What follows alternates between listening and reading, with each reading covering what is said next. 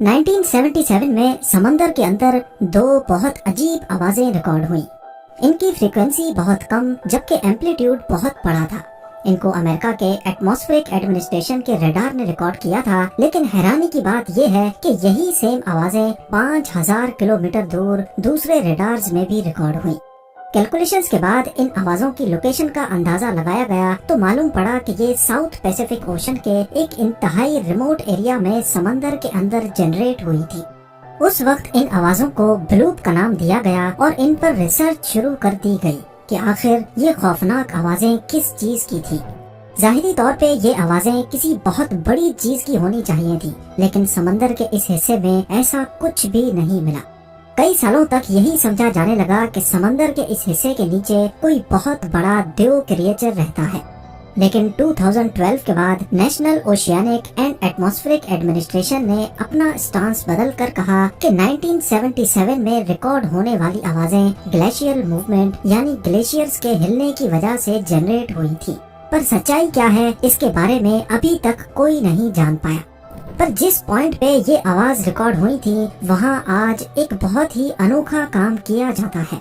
South Pacific ocean के ठीक इस पॉइंट पर समंदर का वो हिस्सा मौजूद है जिसकी चारों साइड्स पर हजारों मील तक जमीन का कोई भी हिस्सा नहीं है। इसको ओशियानिक पोल के साथ साथ पॉइंट नीमो भी कहते हैं। यहाँ से जमीन का करीबी टुकड़ा तकरीबन 2688 किलोमीटर दूर है और ये करीबी टुकड़ा भी किसी काम का नहीं, क्योंकि ये साउथ पोल यानी एंटार्क्टिका है। पॉइंट नीमो से करीबी आबादी वाला लैंड मास चिली का साहिली हिस्सा है जो 3334 किलोमीटर, जबकि दूसरी साइड पे न्यूजीलैंड है जो 4700 किलोमीटर दूर है। यही वजह है कि पॉइंट नीमो को दुनिया का सबसे वीरान और भयाबान हिस्सा तस्वर किया जाता है। इतना वीरान कि यहाँ सबसे करीबी ह्यूमंस जमीन पे नहीं बल्कि हैरत अंगेज तौर पे इंटरनेशनल स्पेस स्टेशन में बैठे एस्ट्रोनॉट्स हैं, जो दिन में एक या कभी 2 मरतबा पॉइंट नीमो के 400 किलोमीटर ऊपर से गुजरता है। दुनिया से कटे रहने के बावजूद भी पॉइंट नीमो बेमकसद नहीं है। समंदर के इस हिस्से के नीचे इंसानों की वो इन्वेंशंस दबी हैं जिसके लिए कभी पैसा दरिया की तरह बहाया जाता था। जी हाँ, पॉइंट नीमो कब्रिस्तान है टूटी हुई सैटेलाइट्स, स्पेस क्राफ्ट्स और रॉकेट्स के टुकड़ों का। पर सवाल ये उठता है कि पॉइंट नीमो डिस्कवर होने से पहले सैटेलाइट्स को कहाँ गिराया जाता था, इनको गिराने की जरूरत ही क्यों पेश आती है, और सबसे बढ़कर सैटेलाइट्स को ठीक पॉइंट नीमो तक लाया कैसे जाता है। नाजरीन, पॉइंट नीमो साउथ पैसिफिक ओशन में 22 करोड़ स्क्वायर किलोमीटर्स के एरिया पर फैला हुआ है। ये इतना बड़ा एरिया है कि इसमें दुनिया का सबसे बड़ा मुल्क रशिया भी फिट आ सकता है, और उसके बावजूद भी इतनी जगह बच जाएगी कि इजिप्ट जैसी 5 कंट्रीज फिट आ सके। पर इन 22 करोड़ स्क्वायर किलोमीटर में इंसानों की कोई आबादी नहीं बसती। इंसान तो इंसान, यहाँ पानी के नीचे भी बहुत सारे सी क्रिएचर्स जिंदा नहीं रह सकते। रिसर्चर्स का मानना है कि यहाँ की कंडीशंस बहुत चैलेंजिंग हैं, जिसमें सी लाइफ के लिए जिंदा रहना मुश्किल हो सकता है। पॉइंट नीमो साउथ पैसिफिक ओशन के एक बहुत ही रिमोट और डीप एरिया में लोकेटेड है, जहाँ पानी का टेम्परेचर ठंडा होता है और न्यूट्रिएंट्स ना होने के बराबर। पॉइंट नीमो एक ऐसी जगह पर है जहाँ ओशियानिक करंट्स की वजह से यानी पानी के तेज बहाव की वजह से न्यूट्रिएंट्स की कमी होती है। ये पानी ओशन के इस हिस्से में गोल गोल घूमता रहता है, यानी पैसिफिक ओशन के दूसरे हिस्सों का पानी यहाँ सही से फ्लो नहीं हो पाता, जिसकी वजह से यहाँ न्यूट्रिएंट्स की कमी होती है। और जहाँ भी न्यूट्रिएंट्स कम होते हैं वहाँ प्लैंकटन और दूसरे माइक्रोस्कोपिक ऑर्गेनिजम्स भी कम होते हैं, जो फूड चेन का बायस बनते हैं। इस एरिया में ओशन की गहराई लगभग 3700 मीटर या फिर 12100 फीट है। इतनी गहराई तक सनलाइट का पहुंचना नामुमकिन है, इसलिए यहाँ फोटोसिंथेसिस भी नहीं हो सकती। यानी कोई सी लाइफ होती भी है तो वो डीप सी ऑर्गेनिजम्स जैसे स्क्विड्स, बायोलुमिनेसेंट फिश और दूसरे डीप सी क्रिएचर्स हो सकते हैं जो एक्सट्रीम कंडीशंस में सरवाइव कर सकें। 1992 में पहली बार एक कैनेडियन इंजीनियर ने पॉइंट नीमो को मुख्तलिफ मैथमेटिकल कैलकुलेशंस करके डिस्कवर किया। ये जगह इतनी रिमोट है कि जिसने इस पॉइंट को डिस्कवर किया आज तक वो खुद भी यहाँ नहीं गया। 9 सालों के बाद 2001 में पहली बार इसको रशियन स्पेस एजेंसी की तरफ से इस्तेमाल किया गया। کیونکہ پوائنٹ نیمو اوشن کا وہ حصہ ہے جو انٹرنیشنل واٹرز میں آتا ہے، یعنی اس کو کوئی بھی کنٹری اون نہیں کرتی۔ اسی وجہ سے دنیا کی مختلف اسپیس ایجنسیز کو یہاں اپنے اسپیس آبجیکٹس گرانے کے لیے کسی سے پرمیشن نہیں لینی پڑتی۔ 23 مارچ 2001 رشین اسپیس اسٹیشن میر کو لانچ ہوئے 15 سال گزر چکے تھے اور اب وہ اس قابل نہیں تھا کہ زیادہ عرصے تک مشن پہ رہے۔ تبھی رشین اسپیس ایجنسی نے اس کو ڈی آربٹ کر کے یعنی ارتھ کے آربٹ سے نکال کر پوائنٹ نیمو میں گرا دیا۔ میر کے بعد دوسری اسپیس ایجنسیز کو بھی یہ جگہ کافی مناسب لگی اور اب وہ بھی اس کو اسپیس کرافٹ ڈمپنگ کے لیے استعمال کرتے ہیں۔ پچھلے 23 سالوں میں یہ قبرستان بڑھتا گیا اور آج پوائنٹ نیمو کے نیچے 260 سے زیادہ اسپیس کرافٹس کا ملبہ موجود ہے اور ان قریب انٹرنیشنل اسپیس اسٹیشن بھی اسی پوائنٹ نیمو پر دفن ہونے والا ہے، کیونکہ ناسا کے مطابق ISS کی لائف 2030 تک ہے۔ اس سے پہلے اس کو ڈی کمیشن کر دیا جائے گا۔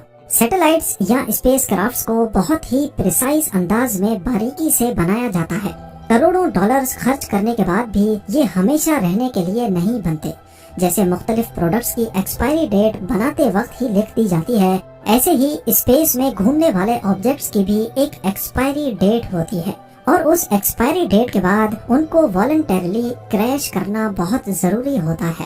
اگر ایسا نہ کیا گیا تو spacecraft out of control ہو کر کبھی بھی آربٹ سے نکل کر زمین پہ ان کنٹرول طریقے سے گر سکتا ہے۔ 1978 میں کاسموس 954 جو ایک سوویت سیٹلائٹ تھی، اس میں کوئی مسئلہ ہوا اور اس کا کانٹیکٹ بیس اسٹیشن سے ٹوٹ گیا۔ اب وہ سیٹلائٹ بے قابو ہو کر کچھ وقت تک اپنے آربٹ میں رہی، لیکن آخر کار کئی مہینوں کے بعد وہ آربٹ سے نکل کر زمین کی طرف بڑھنے لگی۔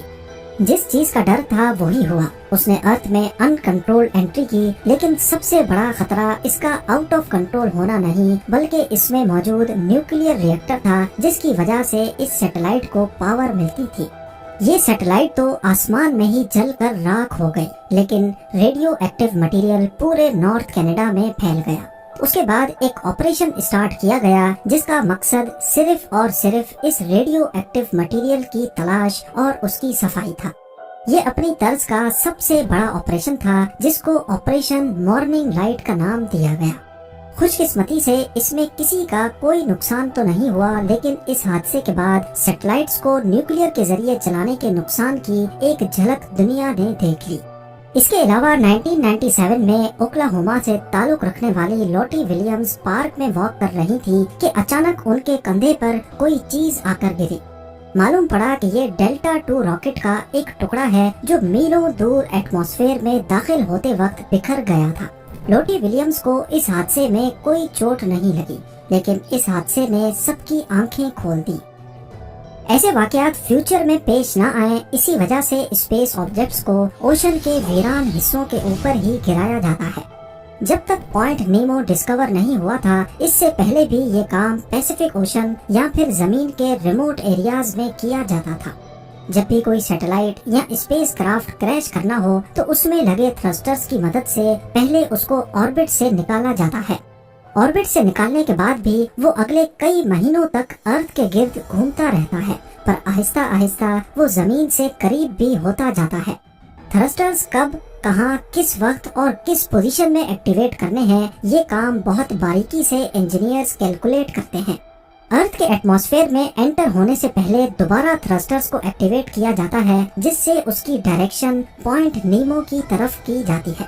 یاد رہے کہ اسپیس میں کیونکہ ہوا نہیں ہے، پریشر نہیں ہے، اسی وجہ سے وہاں کسی قسم کی فرکشن نہیں ہوتی۔ سیٹلائٹس جو اپنے آربٹ میں ہیں وہ بغیر پاور کے اگلے کئی مہینوں تک اپنا آربٹ نہیں چھوڑتی۔ ان کی اسپیڈ بہت تیز ہوتی ہے، نارملی 15,000 کلومیٹرز پر آور، اور جب اسی اسپیڈ سے وہ ایٹماسفیئر میں انٹر ہوتی ہیں تو فرکشن کی وجہ سے ان کا ٹیمپریچر 3000 ڈگری سیلسیس تک بڑھ جاتا ہے اور وہ ایک فائر بال کی شکل اختیار کر لیتی ہیں۔ یہ ٹیمپریچر ان میں لگے میٹل کو گلا کر راکھ کر دیتا ہے اور زیادہ تر کیسز میں ملبہ گرنے سے پہلے ہی بھاپ بن کر اڑ جاتا ہے۔ لیکن کبھی کبھی کچھ ملبہ زمین پر بھی آ گرتا ہے، جو اگر آبادی کے اوپر گرے تو بھاری نقصان بھی کر سکتا ہے۔ یہی وجہ ہے کہ ان کو پوائنٹ نیمو کے 22 کروڑ اسکوائر کلومیٹر کے ایریا پر ٹارگٹ کر کے انسانوں کو اس کے نقصان سے محفوظ رکھا جاتا ہے۔ बात की जाए नाम की तो नीमो एक लैटिन वर्ड है जिसका मतलब है नो वन, क्योंकि यहाँ ना इंसान रहते हैं ना समंदरी मखलूक। और ये लोकेशन भी कुछ ऐसी है कि यहाँ से शिप्स का गुजर भी नहीं होता। वेसल्स ऐसी लोकेशंस को अवॉइड करती हैं जहाँ प्रॉब्लम की सूरत में मदद आना मुश्किल हो। अगर आप पॉइंट नीमो में कभी फंस जाएं तो यहाँ शिप के जरिए मदद आने में 2 हफ्ते लग जाएंगे। और 3000 किलोमीटर तक ट्रेवल करने वाले हेलीकॉप्टर्स पूरी दुनिया में सिर्फ गिने चुने ही हैं, जिसमें स्कोर्स्की S-92, एगुस्टा वेस्टलैंड AW101 और लॉकहीड मार्टिन VH-71 शामिल हैं। और उनकी भी कोई गारंटी नहीं कि वो 3000 किलोमीटर का डिस्टेंस बिना रिफ्यूलिंग के तय कर सकें, और अगर कर भी लिया तो वापसी का फ्यूल नहीं बचेगा। पॉइंट नीमो तक पहुंचना और वहां अंडर वाटर रिसर्च करना साइंटिफिक कम्युनिटी का एक ख्वाब है। हो सकता है आने वाले वक्त में यहाँ रिसर्च हो और 1977 में आने वाली आवाजों के राज बेनकाब हो सकें।